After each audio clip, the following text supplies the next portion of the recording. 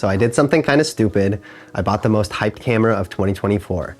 The Fujifilm X100VI, the camera that broke the internet, crashed Fuji's website, and had people camping outside camera stores like it was a Supreme drop. So I was super lucky to get the X100VI in April, and after 6 months of living with this thing, I think I'm gonna sell it. But before you click away or roast me in the comments, let me explain why this actually might be the right camera for you, even though it wasn't the right camera for me. Because here's the thing, this camera is simultaneously overhyped and it's honestly super underrated. So this is my brutally honest review of the Fujifilm X100VI after 6 months of using it almost every day. I have no sponsor, this is no BS, just real talk from someone who actually uses the camera instead of collects them and lets them get dust on the shelf. And one of the first things I noticed when I picked it up is it's shockingly light. This is officially the lightest camera that I've ever owned, and this is coming from a Leica Q owner as well. So I was convinced that this was gonna be my new daily camera.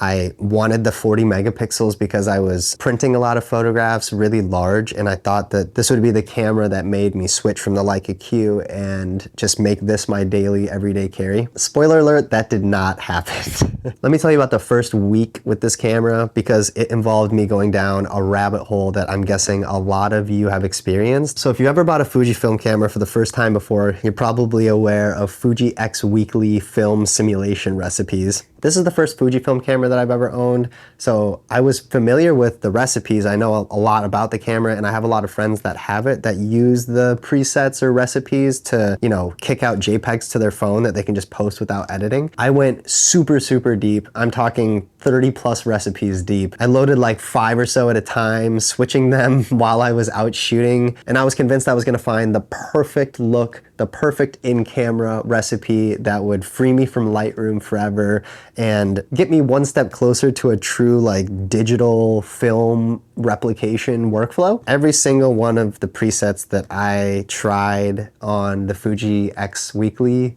site looked like someone had just discovered the saturation slider and the contrast slider and the fade and grain sliders for the first time in their life. I just felt like a lot of those recipes were really overly crunchy, they were overly stylized, they were just way too pushed for me. And a lot of these Fujifilm recipes do not look very close to life. They're very, very, very over stylized in an awesome way.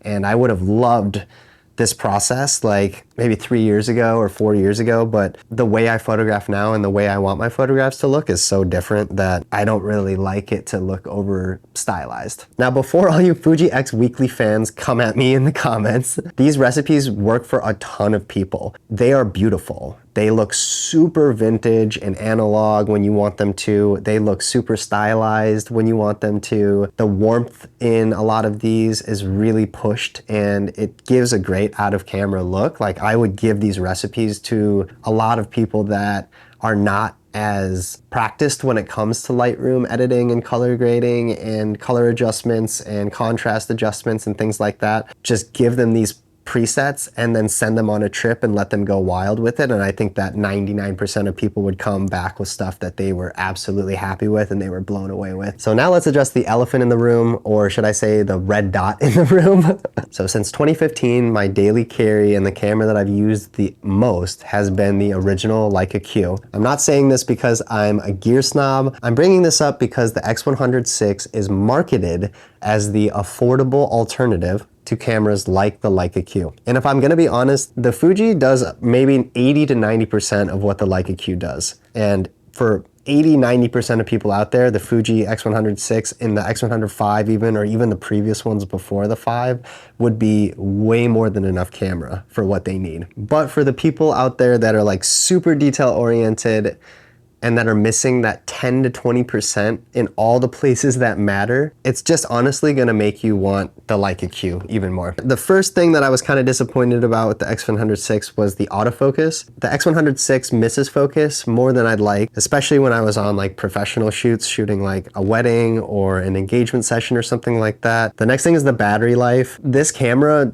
uses a ton of battery life. If you're shooting all day, you definitely need at least 3 batteries, if not 4, which is disappointing. My Leica Q, on the other hand, I've literally only ever had 2 batteries for the camera, and I have never killed both batteries in the same day. So it somehow lasts longer than the X100VI, even though the batteries are older in this thing too, from 2015. So the next thing I was kind of disappointed about was the low light capability of the X100VI. The crop sensor definitely shows its limitations. Coming from the full frame sensor, the difference in dynamic range and noise control was honestly immediately noticeable to me. The Leica Q, even though it's such an older sensor, it definitely gives way less noise than the X100VI does. The next thing I was disappointed by was the actual lens in the X100VI. I read somewhere online, someone said that the lens was pretty much the same lens from the X100V. Because it was using the same lens with such a higher megapixel sensor, that it was not able to resolve the detail of that higher resolution sensor. And unfortunately, I completely agree with that. The Leica Q photos are way sharper than the X100VI photos. The Leica Q,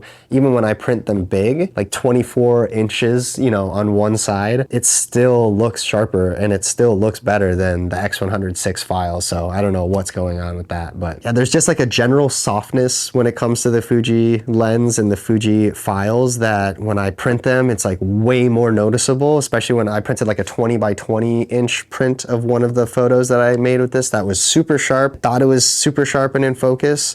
And when I printed it out huge, it was honestly pretty soft compared to the prints that I looked at from the Leica Q. Now that we got all the bad things that I didn't like about the camera out of the way, let's talk about the things that I did like about the camera. This camera is genuinely amazing, and I would highly, highly recommend this to anybody who hasn't had like a daily premium point and shoot experience in their photographic life yet. This would be a huge recommendation I would make to somebody if they can afford it. The first thing I loved about this thing was the tilting screen. When I first got this camera, I honestly set it up with a black and white square crop in camera so that I could look at everything as a square, and then I would tilt the screen up and use it at my waist as like a TLR, basically as like a digital replication of a TLR experience. And I really, really loved using the camera like that. This is the first camera I've ever had with a tilting screen like that. So it was really, really fun to replicate the waist level viewfinder of like a Hasselblad or a TLR or something like that. Obviously for street photography, this thing is also a dream. It's small, it's unintimidating, it's super silent, and some of the black and white film simulations I've been able to make on this camera genuinely have fooled people, and they've commented on Instagram or sent me a DM on Instagram and genuinely thought it was medium format film. So I do really like the files that come out of this when you kind of dial it in and dial in all the settings in camera and get it exactly how you want it to be. If you just like to be a performative photographer, this is one of the best cameras that you can get to go to a coffee shop and put it on the table next to your book and act like you're editing images and stuff like that on your laptop. It's a great performative photographer, or performative male camera as well. Okay, so real talk, who should actually buy the Fujifilm X100VI? Number one is if this is your first premium compact camera. If you've never experienced a dedicated fixed lens camera like this, like the Leica Q, the Ricoh GR, the X100VI, any of these kinds of cameras, the X100VI will absolutely blow your mind, and an exceptional, amazing experience to use this camera. Number two is if you're a budget conscious photographer, but you still want really high quality. $1,600 is not exactly budget, but it's not a lot of money if you put it next to the new Leica Q3, which is like almost $6,000. And if you want a Leica Q experience, but you can't afford it, the X100VI is like 80 to 90% of that experience. Number three is you should get this camera if you're okay with crop sensor limitations. If you're not coming from full frame, you don't pixel peep, you don't notice the difference in dynamic range or focus fall off or sharpness or anything like that, and you won't notice what you're missing, then definitely get the X100VI. I know it sounds so stupid and cliche, but these cameras, because of how beautiful they are, how easy they are to use, how no-brainer they are, that you don't have to think about the lens that you're gonna bring and all that kind of stuff, it takes a lot of friction out of the process and just allows you to go out and kind of make these cameras an extension of yourself. So here's what I'm gonna do. I'm gonna sell the X100VI, and I'm going back to my original Leica Q as my daily carry, and I also daily carry my GFX 50S for a lot of different days and stuff as well. But here's what I'm not doing. I'm not saying that the Fuji X100VI is a bad camera. It's not. It's actually a really, really good camera. It just wasn't the right camera for me specifically. Thanks for watching. If you enjoyed this review, hit the subscribe button. If you didn't enjoy it, please leave a comment telling me why I'm wrong and why you didn't like it. I love a good debate. I'm Tyler James, and I'll see you in the next one.